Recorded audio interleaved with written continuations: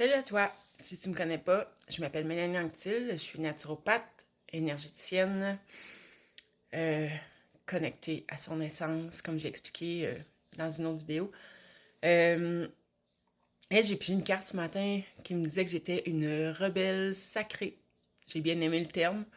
Rebelle sacrée, oui, parce que j'écoute ce qui est dans mon cœur et non tout ce qui vient de l'extérieur.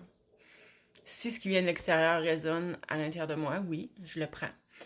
Mais sinon, j'écoute vraiment ce qui vient de l'intérieur. Excuse-moi. Donc, on est vendredi et il y a un certain temps, je m'étais dit que le vendredi, vu que tu aimes bien les petits tirages de cartes, que je te ferais un tirage. Donc, puis j'ai malheureusement pas réussi à faire une petite vidéo à chaque jour cette semaine. C'est pas grave, je me reprendrai la semaine prochaine. Donc, je vais commencer avec mon magnifique oracle. Si tu ne te l'es pas encore procuré, tu manques quelque chose. Tu peux aller le voir sur ma boutique en ligne sur centredejade.net et te le procurer, te le commander. Sinon, dernière fin de semaine de février, je vais être au salon Renaissance à Saint-Elzéar. Je vais te revenir pour les détails. Et le dimanche, ça aussi, je vais te revenir pour l'heure exacte, mais le dimanche, je vais y donner une conférence aussi si ça t'intéresse. Donc, revenons à toi. Oh, c'est rapide. C'est la carte de la rapidité en plus.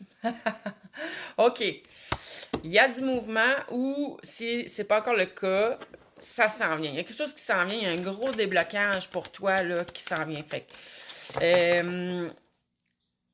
OK. T'as passé par une période de stagnation où... en tout cas, t'as l'impression qu'il n'y a rien qui fonctionne. T'as l'impression que ça bouge pas. T'as l'impression que... euh, peu importe de quel sens tu t'essaies, ça fonctionne pas. Mais je suis pas sûre que c'était tant un blocage. Mais cette situation-là, ça va se débloquer. Là, parce que enfin, tu es prêt. Tu es prête. Pendant cette période, tu avais l'impression qu'il n'y a rien qui se passait, mais au contraire. Au niveau énergétique, il se passait beaucoup de choses. Dans ton corps dans ton corps physique aussi, il se passait beaucoup de choses. Tu as été... voyons, je cherche le mot. Pas régénéré, mais on t'a... En fait, c'est une transformation intérieure pour t'amener à pouvoir être dans l'expression de ta lumière, de ta divinité, pour pouvoir être dans l'accomplissement de ta mission de vie. J'aime pas dire ta mission de vie parce que pour moi, on en a plus qu'une. On en a au niveau personnel, on en a au niveau... à plusieurs niveaux. Mais je vais dire être vraiment dans l'expression de qui tu es réellement. Pour moi, là, l'expression de ton essence, c'est vraiment là, ce qu'on appelle là, le je suis. Certains appellent ça comme ça. C'est toi, mais sans ton ego et le moins possible de ta personnalité. C'est vraiment la partie lumineuse en toi. Elle doit émaner, elle doit rayonner. OK? Ah! Oh! Via l'expression artistique, peut-être. Mais c'est pas nécessairement artistique. Ça peut être aussi tout simplement laisse aller ta créativité. Branche-toi à ton côté créatif pour voir comment tu vas être dans l'expression, de quelle manière tu veux exprimer ta lumière, de quelle manière tu veux toucher les gens, de quelle manière tu veux être touché toi, de quelle manière tu veux embellir ta vie.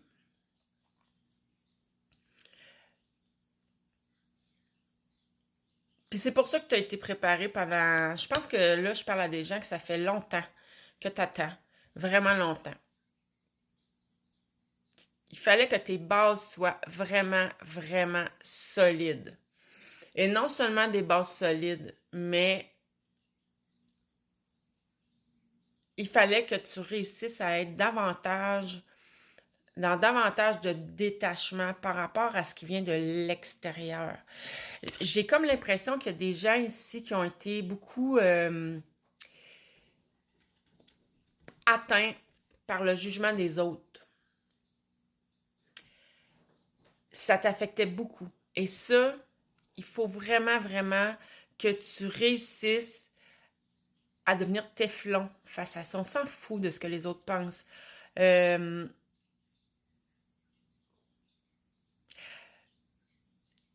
Ton essence, ton énergie, ta couleur, ta vibration passe au travers quelque chose que tu fais, que tu construis, que tu...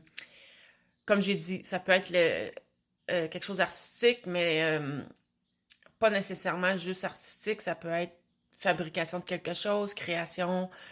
Ça peut être même pour certains, je pense, simplement la façon dont tu vis ta vie, que tu crées ton quotidien, que ça fait beaucoup de jaloux autour de toi, puis ça t'a toujours atteint, ça t'a toujours affecté. Puis là, je pense que c'est pas seulement au niveau énergétique, je pense que c'est aussi, tu sais, que si tu apprenais qu'une personne avait dit quelque chose contre toi ou bref, tu comprends, ça t'affectait beaucoup trop. Là, il faut que tu te centres sur ceux qui l'apprécient, ceux qui t'apprécient, ceux qui apprécient comment tu es, ceux qui apprécient ce que tu fais. Il faut que tu te concentres seulement sur ces personnes-là. Celles qui te font du bien, celles qui te nourrissent. Et tu dois te nourrir toi-même aussi. Tu dois être assez confiant, confiante en tes capacités, en toi, être fier de toi, avoir assez d'estime de toi pour que tout ça, là, que ça t'atteigne plus jamais. Donc, je vais t'amener une petite clé de compréhension qui va t'aider. Ces gens-là qui te critiquent, là, ben, c'est sûr que ça, pour certains, c'est tout simplement que il y a des côtés de toi qui ne résonnent pas à leur propre valeur, à leur propre personnalité, tout ça. Puis ça, il faut juste être capable de le reconnaître puis de tout simplement dire « OK, c'est parfait comme ça. » Mais il y en a certains... Ben, ah oui, puis il y a une autre catégorie aussi que c'est certain, mettons que c'est des arts, tout ça, c'est... Tu sais, on peut pas plaire à tout le monde. Puis même moi, là, il y a des gens qui m'aiment pas du tout. On peut pas plaire à tout le monde. Et c'est correct comme ça. Euh, et il y a des gens, il y a une catégorie, que c'est tout simplement de la jalousie. Et il y en a même, j'entends que c'est vraiment parce que ils, par manque de confiance et d'estime d'eux-mêmes, tu les déranges. Parce que toi, tu fais ce que t'aimes, tu fais ce qui te plaît, puis c'est pas que tu as une grande estime de toi-même, mais eux, ils ont cette perception-là de toi. Ils ont l'impression que toi, tu es sûr de toi, que tu as une grande estime de toi-même, et tu comprends? Fait que eux, là, malheureusement, c'est une faiblesse qu'ils ont. C'est des blessures. C'est pour ça qu'ils vont aller te rabaisser ou parler contre toi ou rabaisser ce que tu fais. Mais c'est tout simplement leur propre blessure, leur propre peur, leur propre... Fait que, tu sais, je te dis tout ça parce que une fois que tu le vois clairement, que tu l'as compris, ça peut plus t'affecter. Parce que tu le sais que ça leur appartient. Puis sache que ça appartient toujours à l'autre si t'es critiqué.